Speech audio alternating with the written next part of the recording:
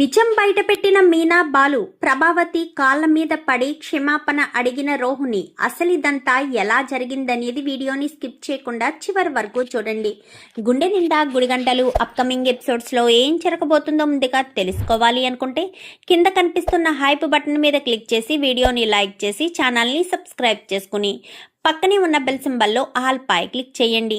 చింటూ రోహిణి కొడుకని నిజం బయట పడాలి అని మీరు కూడా కోరుకుంటే కామెంట్లో ఎస్ అని టైప్ చేయండి. ఇంకా ఇంటి దగ్గర ప్రభావతి అయితే తెగ సంతోషపడిపోతూ ఉంటుంది.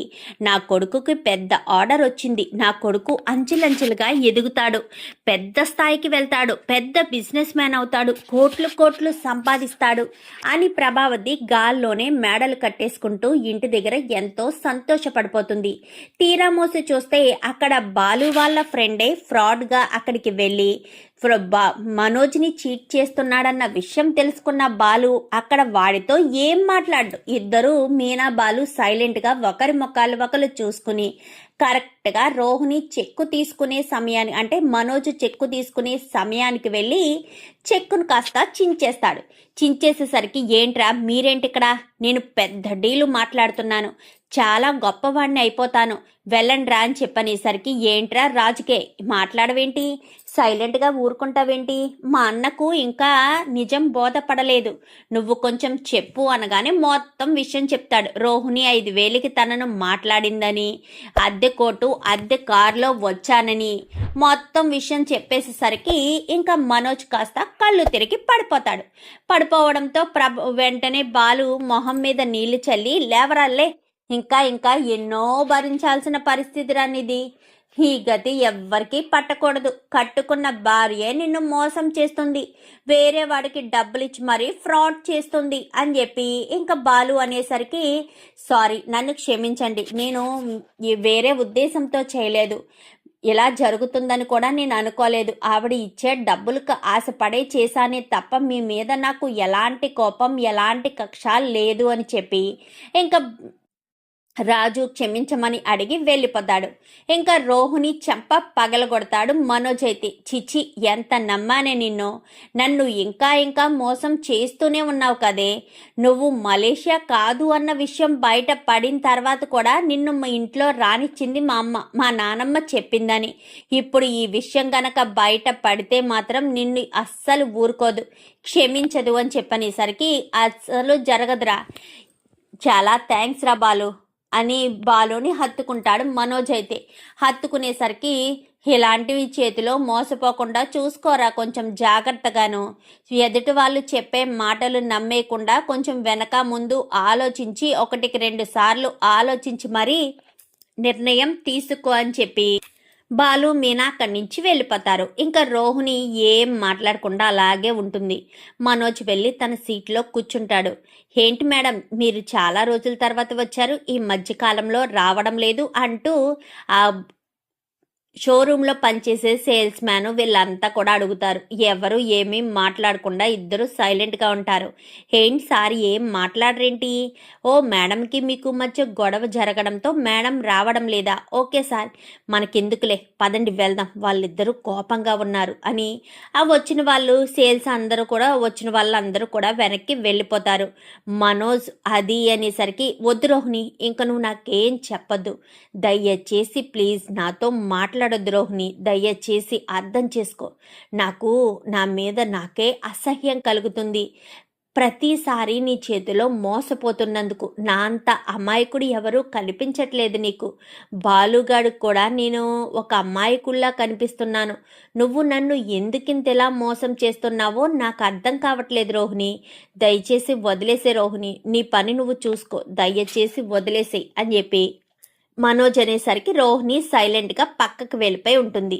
ఇంకా బాలు మీనా ఇంటికి వెళ్తారు. ఇంటికి వెళ్ళిన తర్వాత ఇంకా అందరూ కూడా పైకి వెళ్ళబోతుండగా రే ఎక్కడికి వెళ్తున్నారు, మనోజు పెద్ద డీల్ పట్టుకుని వస్తాడు, పెద్ద చెక్కు పట్టుకొస్తాడు, అందరూ చూడాలి అనకని, అవునవును చూడాలి చూడాలి అందరూ ఇక్కడే ఉండరా, ఒరే బుడ్డోడా ఇక్కడే ఉండరా అని చెప్పాను. కానీ ఏంటన్నయ్య చెక్కేటి డీలేటి అనగానే అదే మా రవి పొద్దుట డీల్ ఉందని చెప్పి తీసుకువెళ్ళారు కదా రోహిణిని, ఆ దాని గురించి మాట్లాడుతున్నారు అనగానే ఓహో, దాని గురించా?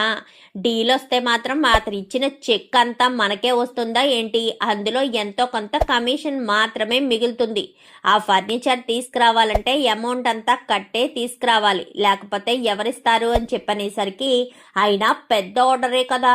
నా పెద్ద కొడుకు మనోజ్కి పెద్ద ఆర్డర్ వచ్చింది. నా పెద్ద కొడుకు మనోజ్ అయితే గొప్పవాడైపోతాడు. మీ అందరూ కూడా తలెత్తుకుని నిలుచుకునే అంత గొప్పవాడైపోతాడు అని చెప్పి మాట్లాడేసరికి, అవునవును గొప్పవాడే అవుతాడు అని చెప్పనగానే, ఏమైందిరా బాలు అని చెప్పనేసరికి, నా మాటల్లో ఎందుకులేనన్నా, వచ్చాక చెప్తాళ్లే అనేసరికి, ఇంకా ఈ లోపు రోహిణి మనోజ్ ఇద్దరు కూడా వస్తారు. ఏంట్రా మనోజ్, ఏది చెక్కేది, పెద్ద చెక్కేది, ఏది చెక్కేది అంటూ ఇంకా ఓతగా హడావిడి చేస్తూ ఉంటుంది ప్రభావతి అయితే. ఇవ్వరా చెక్ అంటే ఇవ్వు అని చెప్పనేసరికి, డీలు క్యాన్సిల్ అయిందమ్మా అని చెప్పనగానే, డీలు క్యాన్సిల్ అవ్వడం ఏంట్రా, ఏం మాట్లాడుతున్నావు? ఏ ఆర్డర్ వద్దని చెప్పావా? అంత పెద్ద డబ్బు ఎక్కడ దాయాలో అని నీకు తెలియక ఆర్డర్ వద్దని చెప్పావేంటి? నీకంత డబ్బులు ఎక్కువైపోతే నాకు ఇవ్వాల్సింది కదా, నేను దాచిపెట్టేదాన్ని కదా. అయినా ఎందుకు డీల్ క్యాన్సిల్ చేశావు? దీన్ని తీసుకుని మరీ డీల్ వచ్చేస్తుంది, చాలా పెద్ద డీలు అంటూ తెగ గొప్పగా చెప్పి మరి దీన్ని తీసుకువెళ్ళావు కదరా, ఏమైందిరా అని చెప్పనేసరికి, ఏమీ లేదులే అమ్మ వదిలేసేయని చెప్పాను. కానీ ఏంటి మాట్లాడవేంటి చెప్పు అనగానే, వాడు నిజం దాచిపెడుతున్నాడు ప్రభావతమ్మ అని చెప్పి బాలు అంటాడు. వాడు నిజం దాచిపెట్టడం ఏంటి, అసలు ఆ డీల్ గురించి నీకేం తెలుసు అని చెప్పాను. కానీ అవునా, మా ఆయనకి ఏమీ తెలియదు, ఆ వచ్చిన వాడు పెద్ద ఫ్రాడ్ అని తెలీదు, ఆ వచ్చిన వాడికి 5,000 రూపాయలు ఇచ్చి అక్కడికి పంపించి ఈవిడ గారి గురించి పెద్ద గొప్పగా చెప్పమన్న విషయం కూడా మా ఆయనకి తెలీదు. మా ఆయనకి నాకు అసలు ఏమీ తెలీదు. మీ పెద్ద కోడలు రోహిణికి, మీ పెద్ద కొడుకు మనోజ్కి మాత్రమే తెలుసు. ఎందుకంటే వాళ్ళే కదా, ఒకళ్ళేమో లక్షలు మింగేస్తారు, మరొకరు నిజాలు మింగేస్తారు, అబద్ధాలు మాత్రమే కక్కుతారు. వాళ్ళిద్దరికీ ఉన్నదే దొందు ఇద్దరు ఒకటే. ఒకళ్ళేమో ఒక రకంగా మోసం చేస్తే మరొకరు కుటుంబాన్ని మోసం చేశారు, ఒక ఆవిడేమో భర్తను మోసం చేసింది అంటూ బాలు మీనా ఇద్దరు మాట్లాడేసరికి, ఏంట్రా ఏంటి అని చెప్పనగానే, చూడు నాన్న, డీలు లేదు ఏమీ లేదు, కావాలని పార్లలమ్మ ఆ షోరూమ్కి వెళ్ళడం కోసం, నా ఫ్రెండ్ అంటే వాడు జైల్లో పరిచయమైన వాడు పెద్ద ఫ్రాడ్. ఎవరైనా ఇలా ఫ్రాడ్లు చేయమంటే చేసే మనస్తత్వం గలవాడు. వాడు రాత్రి నాకు ఫోన్ చేశాడు, ఒరే మామ, నేను జైలు నుంచి బయటికి వచ్చాను, నాకేదైనా పని ఉంటే చూసి పెట్టరా, ఇక మంచిగా మారి చేసుకుంటాను అని చెప్పాడు. సరేరా, రేపు మధ్యాహ్నం కలుద్దాము అని చెప్పాను. ఈలోపు ఈ పార్లలమ్మ వాడిని కలిసి వాడికి 5,000 రూపాయలు డీల్ మాట్లాడుకుని, కొత్త సూటు, అద్దె సూటు వేసుకుని, అద్దె రిచ్ కారు వేసుకుని వీళ్ళ షోరూమ్ ముందు ప్రత్యక్షమయ్యి, పెద్ద ఆర్డర్ ఇస్తాను, అది రోహిణి మేడం ఉంటేనే ఇస్తాను అని చెప్పించింది పార్లలమ్మ. చెప్పించడంతో ఈ మనోజ్ గాడు అది నిజమని నమ్మేసి ఇంటికి వచ్చి ప్రభావతమ్మని ఒప్పించి రోహిణిని తీసుకుని వెళ్ళాడు. తీసుకుని అక్కడికి వెళ్ళాడు. వెళ్లే ముందే నా ఫ్రెండ్ ఫోన్ చేసి పలానా చోటకు వస్తున్నానంటే వచ్చాడు. వచ్చేసరికి వాడిని చూసి, అదేంట్రా రాత్రి పని అడిగావు, ఇప్పుడేమో ఇలా మాట్లాడుతున్నావు, ఇలా ఉన్నావు అని చెప్పి నాకు డౌట్ వచ్చి అడిగితే, ప్రభావతి ఫర్నిచర్ షాప్లో ఒక ఫ్రాడ్ది చేస్తున్నాను, వాళ్ళ షాపు ఓనర్ భార్య నాకు ఈ డీల్ ఇచ్చింది అని చెప్పాడు. మాకు ఫ్యూజులు ఎగిరిపోయాయి. పార్లలమ్మలో ఇంకా మార్పు రాలేదా? సరే, వాళ్ళ ముందే బయట పెడదాము అన్న ఉద్దేశంతో నా ఫ్రెండ్ కూడా చెప్పలేదు, వాడు నా అన్నయ్య అని. చెప్పకుండా సడన్ గా వెళ్ళేసరికి ఒక ఫేక్ చెక్ ఇచ్చిందంట. ఆ చెక్ ఇచ్చింది కూడా ఈ పార్లలమ్మే. ఫేక్ చెక్ వాడి చేతిలో పెట్టి మనోజ్కి ఇవ్వమని చెప్పు అని చెప్పి ఏదో అగ్రిమెంట్ రాసి అది వాడికి ఇస్తే, వాడికి ఏబిసిడీలు తప్ప ఏమీ రాదు. అలాంటిది వాడి చేత అగ్రిమెంట్లు ఇవన్నీ చేయించింది పార్లలమ్మ. ఎంత తెలివితేటలు, ఎంత గొప్పతనం, అదెంత ఇదెంత, మామూలాడది కాదు, ఎంతకైనా తెగిస్తుంది అని చెప్పి మీనా బాలు ఇద్దరు కూడా రోహిణి గురించి మాట్లాడేసరికి బాలు మీనా మాట్లాడిన ప్రభావతి నమ్మదు కదా. నమ్మకపోవడంతో, ఏంట్రా మనోజ్, వాడు చెప్పేది నిజమా, ఇదంతా చేసిందా ఇది అని చెప్పాను. కానీ అవునమ్మా చేసింది, మరొక్కసారి నన్ను మోసం చేసింది. అసలే దీని మోసానికి తట్టుకోలేక నేను ఇంకా బయట పడలేదు. పైగా మరొక మోసం బయట పెట్టింది. వాడెవడో ముక్కు మొహం తెలియని వాడికి 5,000 ఇచ్చి మరీ తీసుకొచ్చి పెట్టించిందమ్మా షోరూంలో అడుగు పెట్టడం కోసం. అసలు ఏంటో నాకు అర్థం కావట్లేదు. షోరూంలో ఎందుకు రావాలనుకుంటుందో, వాడెవడకో ఇచ్చి ఇదంతా చేయడం ఏంటో అర్థం కాలేదు. అయితే నిన్న పొద్దుట కూడా 2-3 వచ్చారు. వాళ్ళందరినీ కూడా ఇదే పంపించుంటుంది. లైఫ్ ఇన్సూరెన్స్ అంటూ ఒకడు, హెల్త్ ఇన్సూరెన్స్ అంటూ మరొకడు, ఇంకొకడేమో ఏకంగా పంతులు నీ పేరు మీద హోమం అభిషేకాలు అన్నీ చేశానంటూ ఏదో బూడు తెచ్చి నా మొహాన్ని కొట్టాడు. ఇదంతా దీని ప్లానే అని ఇప్పుడు అర్థమవుతుంది. ఇది ఎంతో గొప్పది, ఎంతో మంచిది, నా గురించి ఆలోచిస్తుంది. అనవసరంగా దీన్ని నేను దూరం పెడుతున్నాను అని ఇది అనుకోవాలి అన్న ఉద్దేశంతో ఇది ఇలా చేసిందని నాకు ఇప్పుడు అర్థమవుతుందమ్మా అని చెప్పి ఇంకా మనోజ్ అయితే అంటాడు. అనడంతో ఇంకా ప్రభావతి రోహిణి వంక కోపంగా చూస్తుంది. రోహిణి అయితే అయిపోయింది, నా జీవితం నాశనం అయిపోయింది, ఇంకా ఈసారి క్షమించేదే లేదు, ఇంటి నుంచి బయటకు గెంటేయడమే నా పని, ఇంకా నేను ఇంట్లోంచి ఉండడం, ఇంకా ఇంట్లోంచి వెళ్ళిపోతాను, తెలిసి నా గోతులు నేనే తవ్వుకుంటున్నాను, బాలు మీనాకు దొరికిపోతానేమో అన్న భయం కూడా లేకుండా నా పొరపాటు నేనే సర్దిద్దుకోలేక ఇలాంటి సిచ్యువేషన్లో పడుతున్నాను, ఇంకా అయిపోయినట్టే నా జీవితం అని చెప్పి ఇంకా రోహిణి కాస్త లోపల టెన్షన్ పడుతూ ఉంటుంది. ఏంటి రోహిణి, ఏం మాట్లాడవేంటి, సైలెంట్గా ఉన్నావేంటి, చెప్పు, ఏదో ఒక సమాధానం చెప్తావు కదా, నీ దగ్గర ప్రతి దానికి సమాధానాలు ఉంటాయి కదా అని చెప్పాను, కానీ అది కదత్తయ్య అని చెప్పనేసరికి చెంప పగలగొడుతుంది. ఇంకా ఏం మోసం చేద్దామని చూస్తున్నావే, ఇంకా నన్ను నా కొడుకుని దిగజార్చడానికే చూస్తున్నావా, మేము ఎలా కనిపిస్తున్నామే నీ కంటికి, మోసం చెయ్యొచ్చు వీళ్ళు అమాయకులు అని కనిపిస్తుందా, వాడు నిన్ను ఎంతగా ఇష్టపడ్డాడే, అలాంటిది వాడిని కూడా నువ్వు ఎలా మోసం చేస్తావని కలలో కూడా అనుకోలేదు. షోరూమ్కి వెళ్ళడం కోసం ఎవడికో 5,000 ఇచ్చి మరీ ఇంత పెద్ద నాటకం ఆడిస్తావా, అసలు నువ్వు మనిషివేనా, అసలు నువ్వు ఆడదానివేనా అని చెప్పి ఇంకా ఆ చంప ఈ చంప వాయిగొట్టేసరికి ప్రభ ఆగు, ఆవేశపడకు అనగానే ఆవేశపడకుండా ఎలా ఉండమంటారండి, ఇది ఆల్రెడీ మొన్ననే కదండి ఇంత పెద్ద ఫ్రాడ్ అని తెలిసిన తర్వాత కూడా పోనీ అప్పటి నుంచైనా నిజాయితీగా ఉందా, మళ్ళీ అబద్ధాలు చెప్పడం చేసింది, మళ్ళీ మోసాలు చేయడం మొదలుపెట్టింది. అసలు దీనిలో మార్పు రాదండి. దీన్ని అసలు క్షమించి ఇంట్లోకి తీసుకురావడమే నేను చేసిన పెద్ద పొరపాటు. అత్తయ్యకి వినిపించుకోలేదన్నమాట ఇదేదో మంచిది అని. దీనిలో మార్పు వస్తుందని అత్తయ్య నమ్మారు. అత్తయ్య మాటని నేనెందుకు కొట్టిపడేయడం, సర్లే ఏదో అవసరం కోసం అబద్ధం చెప్పిందని చెప్పి సర్లే కదా అని నేను వదిలేశాను. ఇప్పుడు చూడండి ఎంతకు దిగజారిందో అంటూ ఇంకా ప్రభావతి అనేసరికి అత్తయ్య ప్లీజ్ అత్తయ్య నన్ను క్షమించండి అత్తయ్య అంటూ కాళ్ళు పట్టుకుంటుంది. కాళ్ళు పట్టుకునేసరికి నిన్ను కాళ్ళు పట్టుకుంటే కనికరించి వదిలేస్తాను అనుకుంటున్నావా, మెడపట్టి ఇంట్లోంచి బయటకు గెంటేయడం తప్ప నేను వేరే ఆలోచన చేయదలుచుకోలేదు, నడవే బయటికి అంటూ కాళ్ళు పట్టుకున్న రోహిణిని మెడ పట్టుకుని బయటకు గెంటైపోతుంటే ఆగు ప్రభ అని చెప్పి సత్యం ఆపుతాడు. ఏంటండి ఇంకా దీన్ని నమ్మాలనే అనుకుంటున్నారా అని చెప్పనగానే లేదు ప్రభ, రోహిణి చేసింది కరెక్టే, ఎందుకంటే నువ్వు రోహిణిని షోరూమ్ దగ్గరికి వెళ్ళొద్దని చెప్తున్నావు. ఒక రకంగా చెప్పాలి అంటే మనోజ్ గాడు షోరూమ్ పెట్టుకున్నాడు అంటే దానికి కారణం రోహిణియే. ఆ రోజు కల్పన డబ్బులిస్తే ఆ డబ్బులన్నీ ఇంట్లో ఇచ్చేస్తే ఇప్పటికీ మనోజు ఏ పార్కులోనో లేక గుడి ముందో ఉండేవాడు.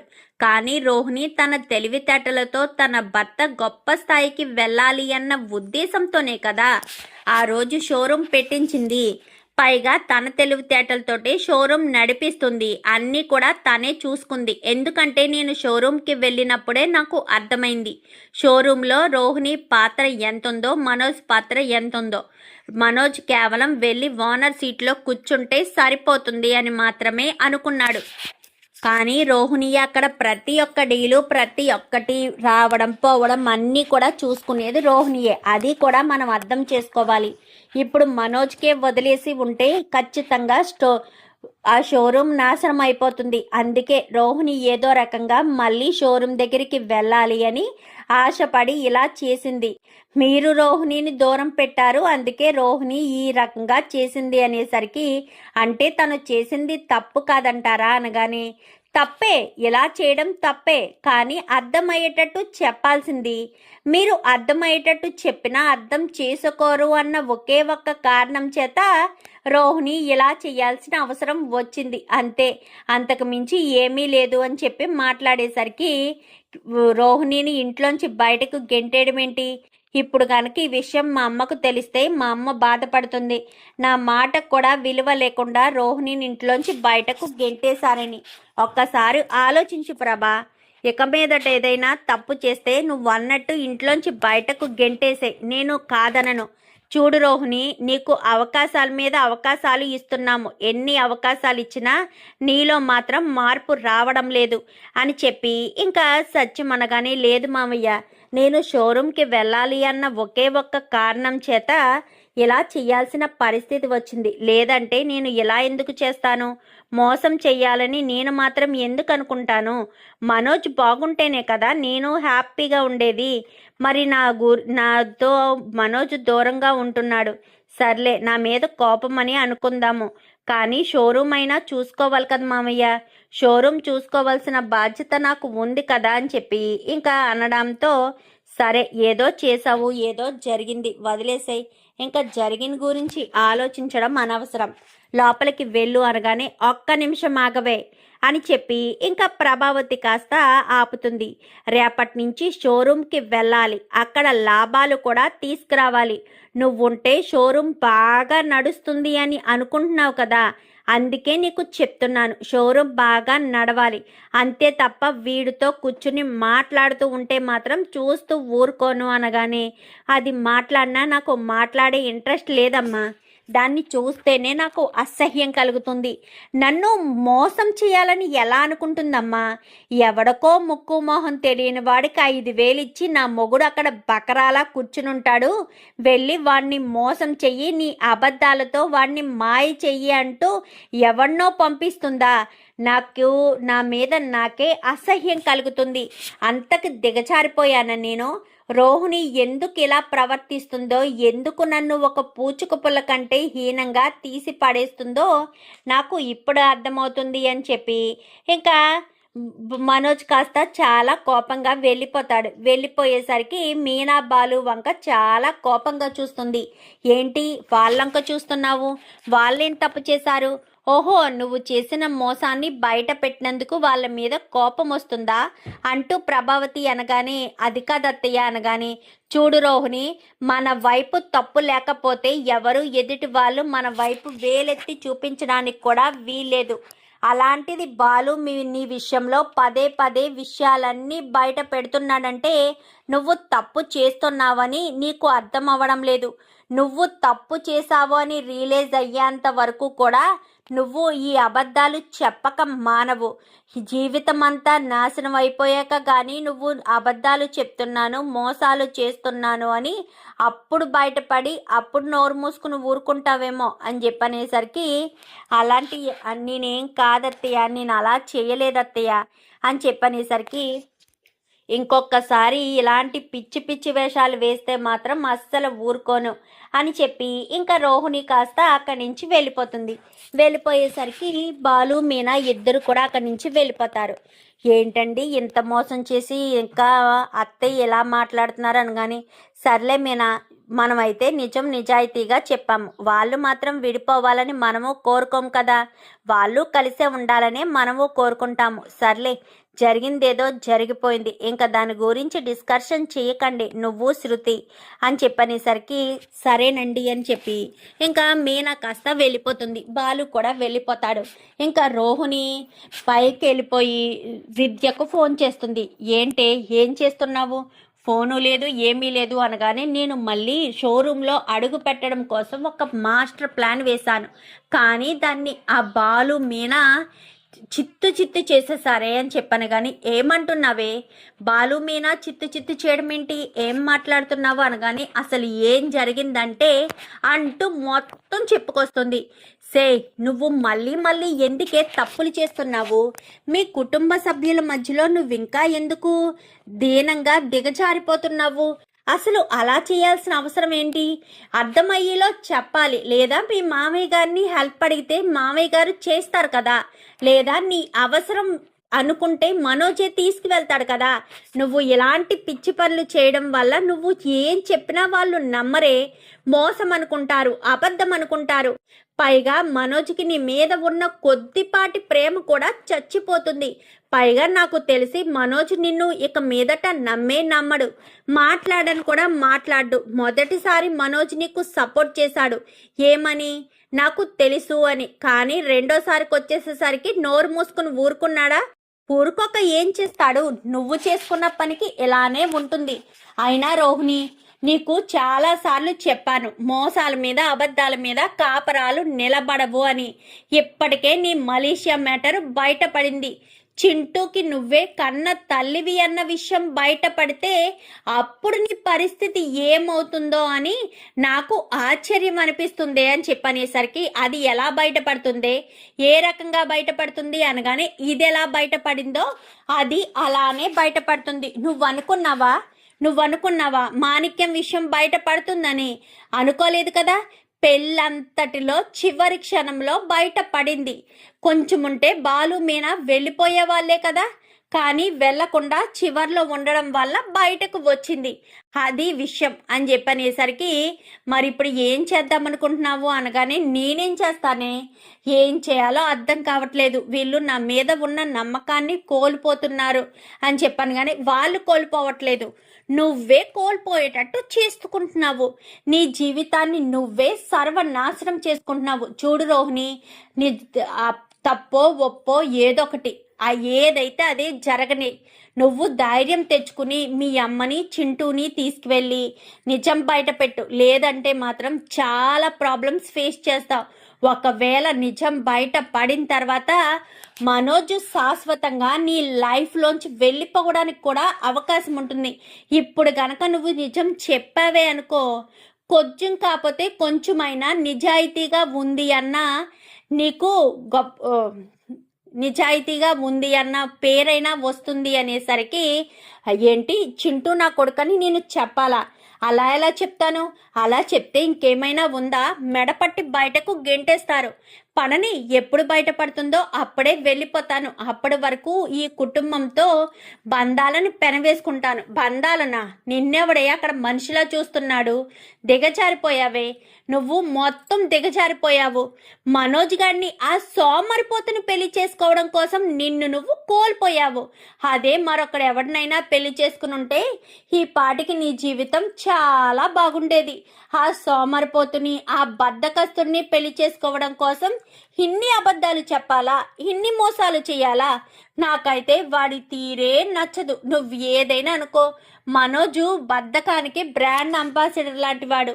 వాడికి ఇంకా ఏం చెప్పినా అంతే, ఏ పని చేత కాదు. నువ్వేదో పెట్టించినా వాడు మాత్రం అంతే. నువ్వు షోరూమ్కి వెళ్ళమందా వద్దందా మీ అత్తగారు అనగానే, వెళ్ళమని చెప్పారు కానీ ప్రాఫిట్స్ చూపించమని చెప్తున్నారు. సరే వెళ్ళు, అవకాశం వచ్చింది కదా వెళ్ళు. మీ మామయ్య కూడా ఇంకా నిన్ను నమ్మడం మానేస్తాళ్లే, ఇంట్లో వాళ్ళెవరూ కూడా నిన్ను నమ్మరు అని చెప్పనేసరికి, అవునే, ఎవరూ కూడా నన్ను నమ్మడం లేదు, నాతో సరిగ్గా మాట్లాడడం లేదు అని చెప్పి ఇంకా విద్యతో రోహిణి ఫోన్లో మాట్లాడుతూ అన్ని విషయాలు చెప్పుకుంటుంది. మరి విద్య అన్నట్టుగా రోహిణి చింటూని తీసుకొచ్చి చెప్పే ప్రయత్నం చేస్తుందా, లేక రోహిణి అన్నట్టుగా ఎప్పుడు బయటపడితే అప్పుడే బయటపడని, అప్పుడే తేల్చుకుంటాను అని ఊరుకుంటుందా? మరి చింటూ రోహిణి కొడుకు అనే విషయం ఎప్పుడు బయటపడుతుంది చూద్దాం. మరి రాబోయే ఎపిసోడ్స్లో ఎప్పుడు ఇదంతా కూడా. వీడియో నచ్చితే లైక్ చేసి ఛానల్ని సబ్స్క్రైబ్ చేసుకోండి. Thank you for watching.